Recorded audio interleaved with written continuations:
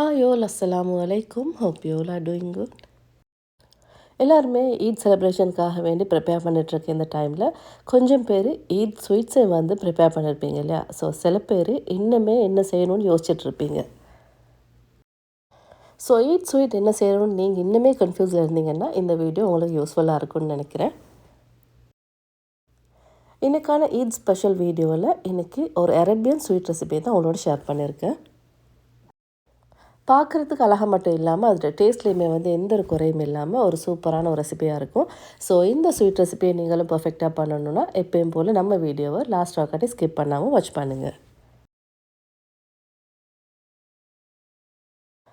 இந்த eat sweet recipe செய்கிறதுக்கு முதலாவது அதுக்காக வேண்டிய டோவை நம்ம ப்ரிப்பேர் பண்ணிக்கொள்வோம். ஒரு பவுலில் 1.25 கப் அளவுக்கு மாவு சேர்த்துக்கொள்ளுங்க. கிராமில் சொல்லணுன்னா 200 கிராம் அளவுக்கு மாவு சேர்த்துக்கொள்ளுங்க. அது கூடவே 1/2 டீஸ்பூன் உப்பு, 1/2 டீஸ்பூன் வெனிலா எக்ஸ்ட்ராக்ட் சேர்த்துக்கொள்ளுங்க.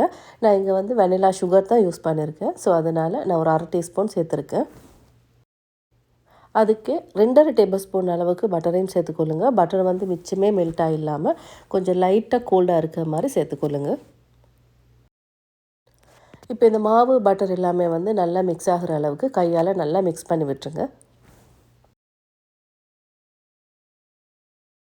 ஸோ இந்த மாவு பிசைகிறதுக்கு நம்ம கோல்ட் வாட்டர் தான் யூஸ் பண்ணணும். ஸோ அதனால் கோல்ட் வாட்டர் கொஞ்சம் கொஞ்சமாக சேர்த்து ஒரு டோவாக பிசைஞ்சுக்கொள்ளுங்க.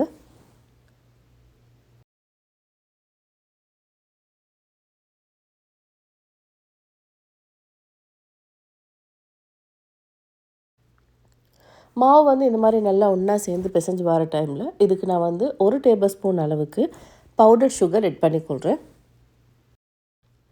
ஸோ இந்த பவுடர் சுகரையும் சேர்த்துட்டு இந்த மாவை நல்லா பிசைஞ்சு எடுத்துக்கொள்ளுங்க. முக்கியமாக மாவு வந்து கையில் ஒட்டாத அளவுக்கு கொஞ்சம் ஹார்டாக இருக்கிற மாதிரி பிசைஞ்சுக்கொள்ளுங்க.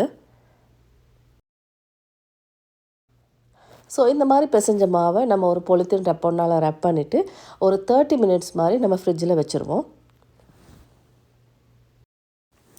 மாவு வந்து நம்ம ரோல் பண்ணும்போது நல்லா ஹார்டாக இருக்கணும்னு அவசியம் இல்லை. ஜஸ்ட்டு நல்லா கூலாக இருந்துச்சுனாலே போதும். ஸோ அதனால் ஒரு 30 மினிட்ஸ் மட்டும் வச்சாலும் போதும். நெக்ஸ்ட் இந்த ரெசிபிக்கு ஃபில்லிங்கை நம்ம ப்ரிப்பேர் பண்ணிக்கொள்வோம். இங்கே ஃபில்லிங்காக வேண்டி நான் பீனட் தான் யூஸ் பண்ணுறேன். ரோஸ்டட் பீனட் வந்து 2 கப் அளவுக்கு சேர்த்துக்கொள்கிறேன். ரோஸ்டட் பீனட் கிடைக்கலன்னா நீங்கள் ஜஸ்ட் அவனில் மிடில் இருக்கக்கூடிய ரேக்கில் வந்து நீங்கள் உங்களோட ட்ரேயில் நல்ல பீனட் எல்லாமே ப்ளேஸ் பண்ணிவிட்டு ஒரு 30 மினிட்ஸ் மாதிரி ரோஸ்ட் பண்ணி எடுத்திங்கனாலே போதும். ஸோ இந்த ரோஸ்டட் பீனட்டோட 1/2 கப் அளவுக்கு சுகரையும் சேர்த்து நல்லா அரைச்சி எடுத்துக்கொள்வோம். நார்மலாக நம்ம பீனட்டெல்லாம் வந்து பிளெண்ட் பண்ணும்போது நம்ம ஓவராக பிளெண்ட் பண்ணிட்டோன்னா அது ஒரு க்ரீமியான ஒரு டெக்ஸ்சராக மாறிடும். ஸோ அந்தளவுக்கு நீங்கள் பீட் பண்ணாமல் இந்த மாதிரி லைட்டாக நீங்கள் பிளெண்ட் பண்ணி எடுத்திங்கன்னா இந்த அளவுக்கு கையில் ஒட்டாமல் உங்களுக்கு ஒரு டோ ஃபார்மில் உங்களுக்கு பீனட் வந்துடும். ஸோ இது ஒரு சைடில் வச்சுட்டு நெக்ஸ்ட்டு வந்து நம்ம ஃப்ரிட்ஜில் வச்சுருந்த மாவு இருக்கு இல்லையா? ஸோ அது வந்து ரெடி ஆகியாச்சு. ஸோ அதை வந்து நம்ம ரோல் பண்ண ஸ்டார்ட் பண்ணிக்கொள்வோம். டோ வந்து ஸ்டிக் ஆகாமல் இருக்கிறதுக்கு அதுக்கு நம்ம மாவு சேர்த்துக்கொள்வோம். இந்த மாவையும் சேர்த்துட்டு இதை நல்லா ரோல் பண்ண ஸ்டார்ட் பண்ணிக்கொள்ளுங்க. ரோல் பண்ணும்போது எல்லா சைடுமே ஒரே மாதிரி திக்னஸில் இருக்கிற மாதிரி நல்ல ஒரு தின் ஷீட்டாக வந்து ரோல் பண்ணிக்கொள்ளணும். நார்மலாக நம்ம சப்பாத்தியெல்லாம் எந்த திக்னஸில் நம்ம ரோல் பண்ணுவோமோ அதே மாதிரி திக்னஸில் நீங்கள் ரோல் பண்ணிக்கொள்ளுங்க. இந்த திக்னஸ் உங்களுக்கு வீடியோவில் பார்த்தாலும் புரியும்னு நினைக்கிறேன். ஸோ இந்த மாதிரி ஒரு பெரிய ஷீட்டாக வந்து நீங்கள் ரோல் பண்ணிவிட்டு இந்த ஷீட்டை வந்து எல்லா சைடுமே ஒரே ஷேப்பாக எடுக்கிறதுக்காக வேண்டி இந்த ஓரங்களை மட்டும் கட் பண்ணி எடுத்துருவோம்.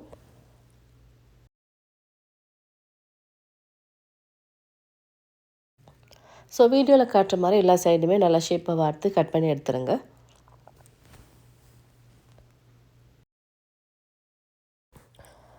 ஸோ இந்த மாதிரி நல்ல ஷேப்பாக கட் பண்ணதுக்கு பின்னாடி நம்ம ஆல்ரெடி ப்ரிப்பேர் பண்ணி வச்சுருந்த நம்ம பீனட் டோ இருக்குது இல்லையா?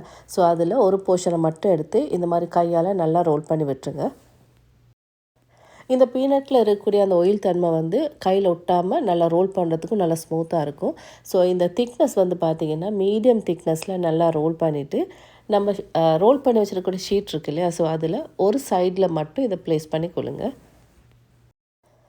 முக்கியமாக இந்த பீனட் திக்னஸ் வந்து மீடியம் திக்னஸில் எடுத்தாலே போதும். அதுக்கு மிச்சமாக நல்ல திக்னஸில் எடுத்திங்கன்னா நம்ம செய்யக்கூடிய ஸ்வீட்டும் பார்க்கறதுக்கும் அவ்வளோ அழகாக இருக்காது. ஸோ இந்த மாதிரி டோவில் ஒரு கோர்னரில் நீங்கள் இதை ப்ளேஸ் பண்ணிவிட்டு ஒரே ஒரு டைம் மட்டும் இந்த டோவை வந்து ஒரு முறை ஃபோல்ட் பண்ணிக்கொள்ளுங்க. ஸோ இந்த டோ வந்து நல்லா ஒட்டி பிடிக்கிறதுக்காக வேண்டி அந்த ஓரங்களுக்கு மட்டும் நம்ம கொஞ்சம் தண்ணி அப்ளை பண்ணிக்கொள்வோம். ஸோ இந்த மாதிரி வாட்டர் நம்ம அப்ளை பண்ணிவிட்டு நம்ம ரோல் பண்ணி வச்சிருக்கக்கூடிய இந்த சைடு இருக்கு இல்லையா, ஸோ அதை வந்து ஒரே ஒரு டைம் மட்டும் ரோல் பண்ணி சீல் பண்ணிடுங்க. ஸோ நம்ம இந்த மாதிரி ஒரு முறை ரோல் பண்ணிவிட்டு அந்த ஓரங்கள் அப்படியே நம்ம கட் பண்ணி எடுத்துருவோம். ஸோ இந்த மாதிரி செப்பரேட்டாக கட் பண்ணி எடுத்ததுக்கு பின்னாடி அந்த ஓரங்கள் வந்து இந்த மாவோடு நல்லா ஒட்டி பிடிக்கிறதுக்காக வேண்டி அது ஒரு முறை கையால் நல்லா ரோல் பண்ணி விட்டுருங்க. ஸோ இந்த மாதிரி ரோல் பண்ணும்போது அந்த ரோலும் வந்து நல்லா அழகாக ஷேப்பாகவும் வரும், எல்லா சைடுமே நல்ல ஈவனான சைடாகவும் இருக்கும். ஸோ இந்த மாதிரி நல்லா ரோல் பண்ணி விட்டதுக்கு பின்னாடி நம்ம நைஃபை யூஸ் பண்ணி இந்த மாதிரி சின்ன சின்ன கட்ஸாக வந்து லைட்டாக கட் பண்ணி விட்டுருங்க. நம்ம கட் பண்ணக்கூடிய அந்த கட் வந்து நல்லா டீப்பாக இருக்கணும்னு அவசியம் இல்லை, ஜஸ்ட் மேலே இருக்கக்கூடிய மாவு மட்டும் கட் பண்ணினாலே போதும். அதுவும் இது கொஞ்சம் ஸ்லாண்ட்டாக இருக்க மாதிரி கட் பண்ணி விட்டிங்கன்னா அந்த ஷேப் வந்து பார்க்கறதுக்கு அழகாக இருக்கும். இந்த மாதிரி மேலே எல்லாமே கட் ஒன்று போட்டதுக்கு பின்னாடி இதை நம்ம மீடியம் சைஸில் சின்ன சின்ன பீசஸாக வந்து நம்ம செப்பரேட் பண்ணி எடுத்துக்கொள்வோம். ஸோ இந்த மாதிரி செப்பரேட் பண்ணும்போதும் நீங்கள் ஸ்லாண்ட்டாக கொஞ்சம் கட் பண்ணிங்கன்னா பார்க்கறதுக்கு ஷேப் அழகாக இருக்கும். ஸோ கட் பண்ணி செப்பரேட் பண்ணி எடுத்த ஒவ்வொரு பீசஸையுமே நான் வீடியோவில் காட்டுற மாதிரி கொஞ்சம் ஷேப் பண்ணி எடுத்திங்கனாலே அது பார்க்கறதுக்கு நல்லா அழகாக வந்துடும். ஸோ வீடியோவில் காட்டுற மாதிரி அதில் இருக்கக்கூடிய ஓரங்களையும் கொஞ்சம் நான் வீடியோவில் காட்டுற மாதிரி ஷேப்லேயே நீங்கள் ப்ரெஸ் பண்ணி விடுங்க. அதே மாதிரி நடுவில் இருக்கக்கூடிய பாட்டையும் வந்து கொஞ்சம் லைட்டாக ப்ரெஸ் பண்ணி விட்டுருங்க. இந்த மாதிரி நம்ம ஷேப் பண்ணி எடுத்து ஒவ்வொரு பீசஸையுமே அவன் ட்ரேயில் செட் பண்ணிக்கொள்வோம். அவன் ட்ரேயில் செட் பண்ணும்போது மிச்ச ஸ்பேஸ் விட்டெல்லாம் நீங்கள் செட் பண்ணணும்னு அவசியம் இல்லை, கொஞ்சம் லைட்டாக ஸ்பேஸ் விட்டு நீங்கள் இதை அரேஞ்ச் பண்ணிக்கொள்ளுங்க. இந்த ஸ்வீட் ரெசிபியை பொறுத்த வரைக்கும் நம்ம எக் வாஷோ மில்க் வாஷோ எதுவுமே கொடுக்கறதில்ல, ஜஸ்ட் நம்ம செஞ்சு எடுத்த அதே ட்ரேயை அப்படியே நம்ம அவனில் வச்சு பேக் பண்ணி எடுக்க போகிறோம். ஸோ அவனை வந்து 180 ஒரு 5 மினிட்ஸ் வரை நல்லா ஹீட் பண்ணிக்கொள்ளுங்க. அவனில் இருக்கக்கூடிய மிடில் இருக்கக்கூடிய ரேக்கில் இந்த ட்ரேயை ப்ளேஸ் பண்ணி மேக்ஸிமம் ஒரு 20 மினிட்ஸ் மட்டும் நீங்கள் பேக் பண்ணி எடுத்தாலே போதும். இதில் முக்கியமான விஷயம் என்னென்னு பார்த்தீங்கன்னா, இது மேக்ஸிமம் 20 மினிட்ஸ் மட்டும்தான் 180 நீங்கள் வந்து பேக் பண்ணி எடுக்கணும். நீங்கள் பேக் பண்ணி ஒரு 20 மினிட்ஸில் பார்த்தீங்கன்னா இதில் மேலே இருக்கக்கூடிய கலரில் எந்த ஒரு சேஞ்சஸுமே இருக்காது. ஜஸ்ட் வந்து கொஞ்சம் ஒரு ஆஃப் ஒயிட்டாக மட்டும்தான் மாறி இருக்குமே தவிர மற்றபடி எல்லோ கலர் எதுவுமே ஆகியிருக்காது. அந்த சேம் டைம் பார்த்தீங்கன்னா இந்த ஸ்வீட்டை அடிப்பக்கம் பார்த்தீங்கன்னா நல்லா ரோஸ்டாக இருக்கும். ஸோ இந்த ஸ்வீட்டும் வந்து நல்லா ஸ்டிக் ஆகாமல் நல்ல கொஞ்சம் லூஸான மாதிரி இருக்கும். அதே டைமில் இந்த ஸ்வீட் வந்து பார்த்தீங்கன்னா நீங்கள் அவன்லேருந்து எடுத்த உடனே அதாவது சூடாக இருக்கும்போது இது நல்லா சாஃப்டாக இருக்கும். ஸோ அதனால் நீங்கள் வொரி பண்ண வேண்டிய அவசியம் இல்லை, அதுக்காக வேண்டி நீங்கள் ஜாஸ்தியாக இதை வந்து நீங்கள் பேக் பண்ணணும்னு அவசியம் இல்லை. ஸோ இந்த ஸ்வீட் வந்து பார்த்திங்கன்னா நல்லா ஆறுனதுக்கு பின்னாடி இது வந்து பார்க்கறதுக்கு கொஞ்சம் ஒரு டல்லான ஒரு சர்ஃபேஸில் இருக்கும். ஏன்னா நம்ம எக் வாஷ்லாம் ஒன்றும் கொடுக்கல இல்லையா, ஸோ அதனால் நான் இதுக்கு வந்து கொஞ்சம் லைட்டாக சுகர் சிரப் மட்டும் லைட்டாக மேலால் அப்ளை பண்ணியிருக்கேன். இந்த சுகர் சிரப் வந்து கம்ப்ளீட்டாக ஆப்ஷனல் தான், நீங்கள் அதை கொடுக்கணுன்னு அவசியம் இல்லை. ஜஸ்ட் அந்த ஒரு ஷைனிக்காக வேண்டி மட்டும்தான் அந்த சுகர் சிரப்பை வந்து நான் மேலால் கொஞ்சமாக லைட்டாக அப்ளை பண்ணியிருக்கேன். சூப்பரான ஒரு அரேபியன் ஸ்வீட் ரெசிபி வந்து ஒரு பர்ஃபெக்டான ஒரு ஃபார்மில் ரெடியாக இருக்குது. பார்க்குறதுக்கு மட்டும் அது அழகாக இல்லாமல் அதில் டேஸ்ட்டும் பார்த்திங்கன்னா சூப்பராக நல்ல க்ரீமியான ஒரு டேஸ்டியாகவும் இருக்கும். ஸோ இந்த இதுக்கு கொஞ்சம் ஸ்பெஷலாக நீங்கள் டிஃப்ரெண்ட்டான ரெசிபி செய்யணும்னு நினச்சிங்கன்னா கட்டாயமாக இந்த ரெசிபியை ட்ரை பண்ணி பாருங்கள். உங்கள் எக்ஸ்பீரியன்ஸை என்னோட ஷேர் பண்ணிக்கொள்ளுங்கள்.